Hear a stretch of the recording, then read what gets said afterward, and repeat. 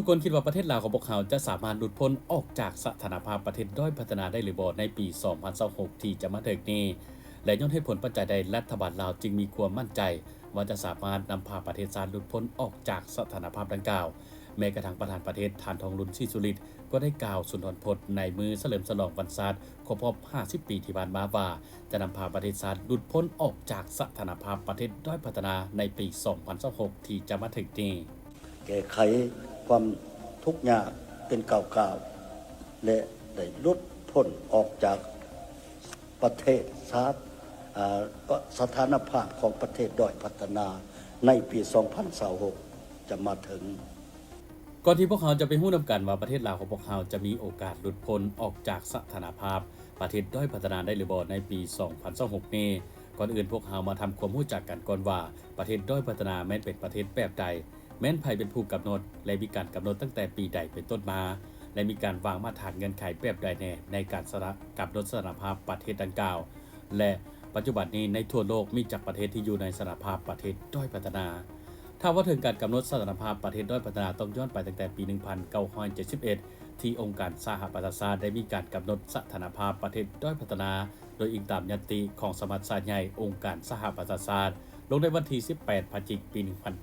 1971 โดยมีการกำหนดให้บรรดาประเทศที่มีรายรับต่ำและประเสริฐกับอุปสรรคทางด้านโครงสร้างจากนักหน่วงต้องกับการพัฒนาเข้าในบัญชีประเทศด้อยพัฒนา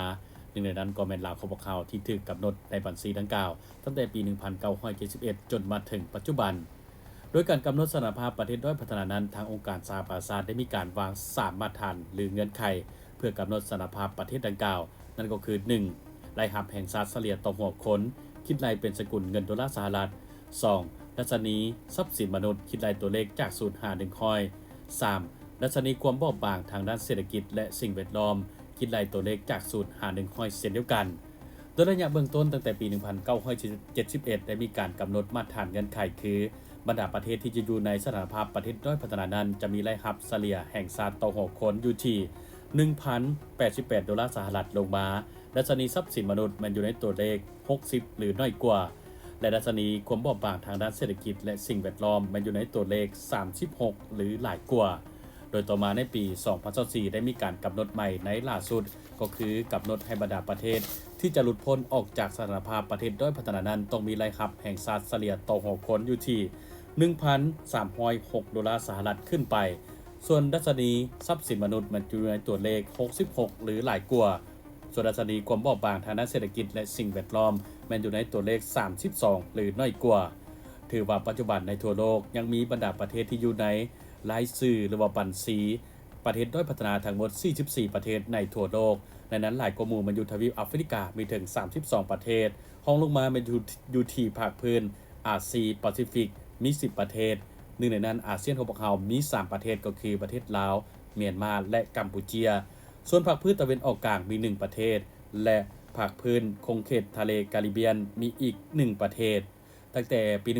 1971 จนมาถึงปัจจุบันถือว่ามีเพียง 8 ประเทศที่สามารถหลุดพ้นออกจากสถานภาพประเทศด้อยพัฒนาได้และมี 1 ประเทศหลุดพ้นออกไปแล้วแต่กลับเข้ามาสู่สถานภาพเดิมก็คือประเทศด้อยพัฒนานั่นก็คือประเทศเนปาลเนื่องจากภัยธรรมชาติเฮ็ดให้การบริหารประเทศหรือเศรษฐกิจพบกับปัญหาจึงกลับเข้ามาสู่สถานภาพเดิมและเกียมประกาศพร้อมประเทศลาวของพวกเขาในปี 2026 ที่จะมาถึงนี้และบัดนี้เฮามาเบิ่งประเทศลาวของพวกเขาว่าย้อนหยังเหตุผลปัจจัยใดจึงว่ามีความมั่นใจหรือว่าจะมีโอกาสหลุดพ้นออกจากสถานภาพประเทศด้อยพัฒนาใดในปี 2026 ที่จะมาถึงนี้ก็เนื่องจากว่าประเทศลาวของพวกเขาเคยเสนอและผ่านมาตรฐานเงื่อนไขไปแล้วถึง 3 ครั้งก็คือปี 2018 2021 และ 2024 โดยตัวเลขในปี 2024 ที่ลาวเฮาผ่านมาตรฐานเงื่อนไขแม่นรายรับแห่งชาติเฉลี่ยตรงของคนอยู่ที่ 2,503 ดอลลาร์สหรัฐดัชนีทรัพย์สินมนุษย์อยู่ในตัวเลข 74.8ดัชนีความบอบบางทางด้านเศรษฐกิจและสิ่งแวดล้อมมันอยู่ในตัวเลข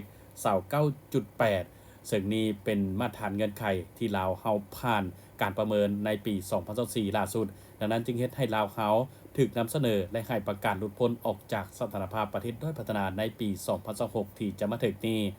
แต่ถ้าลาวเฮาหลุดพ้นออกจากสถานภาพประเทศด้อยพัฒนาแล้วแม้จะก้าวไปสู่ประเทศกำลังพัฒนาหรือเป็นประเทศสถานภาพใหม่ก็คือประเทศกำลังพัฒนานั่นเองคล้ายคือกับประเทศเพื่อนบ้านของพวกเราก็คือประเทศไทยเวียดนามจีน และประเทศอื่นๆ อยู่ในทั่วโลกที่อยู่ในสถานภาพประเทศกำลังพัฒนา